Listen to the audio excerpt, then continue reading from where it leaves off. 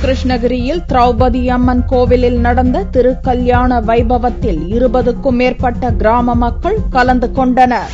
கிருஷ்ணகிரி அருகே உள்ள சின்னமத்தூர் கிராமத்தில் 100 ஆண்டு பழமை வாய்ந்த திரௌபதி அம்மன் கோவில் அமைந்துள்ளது. இந்த கோவிலில் ஆண்டுதோறும் மகாபாரத நிகழ்ச்சி நடத்தப்பட்டு வருகிறது. இந்த ஆண்டு விழாவிற்கான கொடியேற்றம் கடந்த 15ஆம் தேதி நடந்தது. இதைத் தொடர்ந்து அம்மனுக்கு தினமும் சிறப்பு பூஜைகள் செய்யப்பட்டன. முக்கிய நிகழ்ச்சியான திரௌபதி அம்மன் திருக்கல்யாண வைபவத்தில் 20க்கும் மேற்பட்ட கிராம மக்கள் கலந்து கொண்டனர். சின்னமுத்தூர், தின்னக்கழனி, திம்மாபுரம் கிராமங்களிலிருந்து பக்தர்கள் மணமக்கள் சார்பாக சீர்வரிசை எடுத்து ஊர்வலமாக வந்தனர். பின்னர் அம்மனுக்கு சிறப்பு அலங்காரம் செய்யப்பட்டு பாரம்பரிய முறைப்படி சிறுமி ஒருத்தி அம்மனுக்கு தாலி கட்டினார். இந்த திருக்கல்யாணத்தை தொடர்ந்து அம்மனுக்கு தீபாராதனையும் காட்டப்பட்டது. வரும் 27ஆம் தேதி மகாபாரத நாடகம் நடக்க உள்ளது.